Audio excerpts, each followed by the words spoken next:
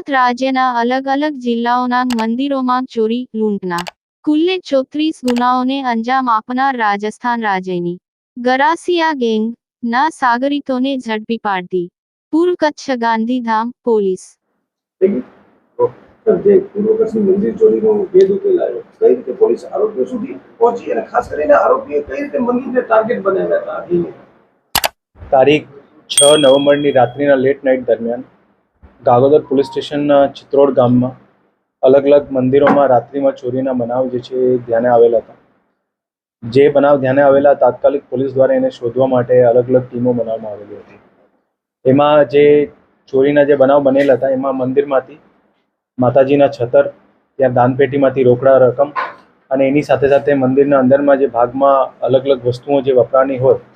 એ એવા ચાંદીના આઇટમ અલગ અલગ જે હતા એ આ ચોરીમાં મુદ્દામાલમાં ગયેલા હતા। જ્યારે આ બનાવ બનેલ ત્યારે અમારા દ્વારા પણ ત્યાં જગ્યાની વિઝિટ લેવામાં આવેલી અને રેન્જ આઈજી સાહેબ તરફથી જે સૂચના મળેલી, જેમાં પોલીસ દ્વારા જે છે એક જિલ્લા પોલીસની એસઆઈટીની ટીમ ગઠન કરવામાં આવેલી, જેમાં ભચાઉ ડીવાયએસપીના નેતૃત્વમાં જેમાં એલસીબી, આડેસર, ગાગોદરના થાણાધિકારી અને એમની સાથે સાથે ત્યાંના જે કર્મચારી છે બધાને એક સાથે લેવામાં આવેલા। જ્યારે તપાસ કરવામાં આવતી હતી એમાં પોલીસ દ્વારા અલગ અલગ એંગલ્સ પોલીસને મળતા હતા, જેમાં અગાઉના ટાઈમમાં પશ્ચિમ કચ્છના નખત્રાણામાં, બનાસકાંઠાના રાધનપુર, દિયોદર, થર્રા અને એની સાથે સાથે બીજી જગ્યાઓ પણ જે મંદિર ચોરીના જે બનાવ બનેલા હતા એમાં જે કોમન કડીઓ મળતી હતી જેના આધારે પોલીસ દ્વારા અલગ અલગ વિસ્તારોમાં તપાસ ચાલતી હતી। મીનવાઇલ જ્યારે તપાસ ચાલતી હતી ત્યારે કાનમેર જે ગાગોદર પોલીસ સ્ટેશનમાં આવે છે ત્યાં પણ રાત્રિના દરમિયાન અલગ અલગ મંદિરોમાં ચોરીના બનાવ બનેલા હતા અને એમાં બંનેમાં જે કોમન કડીઓ હતી ને એની સાથે સાથે જે બીજા બનાવો બનેલ જે કોમન કડી હતી બધી એંગલ્સ પોલીસ દ્વારા તપાસવામાં આવતા હતા, જેમાં વિસ્તારના અલગ અલગ CCTV, technical surveillance, human intelligence અને એમાં જે વસ્તુઓ મળતી હતી જેમાં એક વસ્તુ ખાસ ધ્યાનમાં આવેલી કે જે મંદિરોમાં ચોરી થયેલી છે એમાં જે લોકો એમાં સંકળાયેલા હોય એ જૂના અહીંયા વિસ્તારના જાણકાર હોય અથવા તો મંદિરોમાં કામ કરેલા હોય એવા લોકો હોય, જેના આધારે પોલીસ દ્વારા રાજસ્થાન સુધી પહોંચવામાં એક સફળતા મળેલી। ત્યાં રાજસ્થાન પોલીસની મદદથી અને ત્યાં જે ઉદયપુર અને સિરોહીનો જે જંગલ વિસ્તાર છે ત્યાં જંગલોમાંથી અમારે કચ્છ જિલ્લા પોલીસની ટીમ ત્યાં રાત્રિ દરમિયાન જંગલમાં જઈને આ જે ઓવરઓલ આરોપીઓ પકડવામાં આવ્યા છે, જેમાં અત્યાર સુધી ટોટલ 6 આરોપી પકડવામાં આવ્યા છે। 6 માંથી 5 જે છે ત્યાં રાજસ્થાનના ગરાસિયા ગેંગના સભ્ય છે અને એ સભ્યોમાંથી અમુક સભ્યોને ત્યાં રાત્રિમાં જંગલોમાં પકડવામાં આવ્યા। જે કામગીરી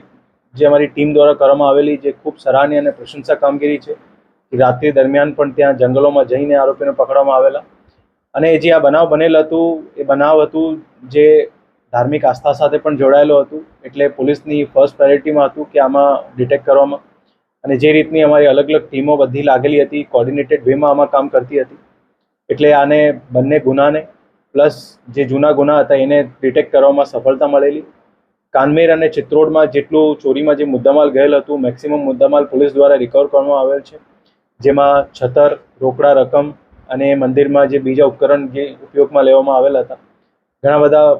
જે ઉપકરણ હતા એ બધા રિકવર કરવામાં આવેલા છે। 8 જે ગુનાઓ ડિટેક્ટ થયા છે એમાં ટોટલ 8 આરોપી છે। 8 માંથી 6 પોલીસ દ્વારા પકડવામાં આવેલા છે, જેમાં એક સોની વેપારી પણ છે જેના દ્વારા મુદ્દામાં લેવામાં આવેલા હતું અને જે આરોપીઓ સાથે અગાઉથી સંકળાયેલું હતું। 2 આરોપી છે એ પકડવાના બાકી છે, એમને પકડવાની તજવીજ પોલીસ દ્વારા અત્યારે ચાલુ છે। ઓવરઓલ જે કામગીરી કરવામાં આવી છે એમાં જે અધિકારી અમારા સંકળાયેલા હતા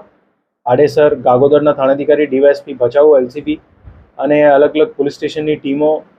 એ બધાએ દ્વારા જે કામગીરી કરવામાં આવી છે એમાં જિલ્લા પોલીસ દ્વારા એ બધા અધિકારી અને કર્મચારીને 25,000 રૂપિયાની રોકડ રકમ પણ આપવામાં આવી રહી છે અને એની સાથે સાથે ઓવરઓલ જે આમાં ડિટેક્શન થયું છે એ ડિટેક્શનમાં જેટલા અલગ અલગ એંગલ્સ પોલીસ દ્વારા તપાસવામાં આવ્યા એ એંગલ્સ છેલ્લે એક બહુ કોર્ડિનેટેડ વેમાં આરોપીઓ સુધી પહોંચવામાં સફળતા મળી છે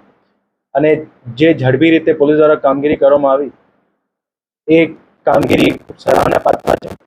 અને અગાઉમાં પણ જે ઓવરઓલ આ મંદિર ચોરીમાં જે અમારી વર્કિંગ ચાલતી હતી એ સુધી પહોંચવામાં પણ એમાં ખૂબ સફળતા મળી છે।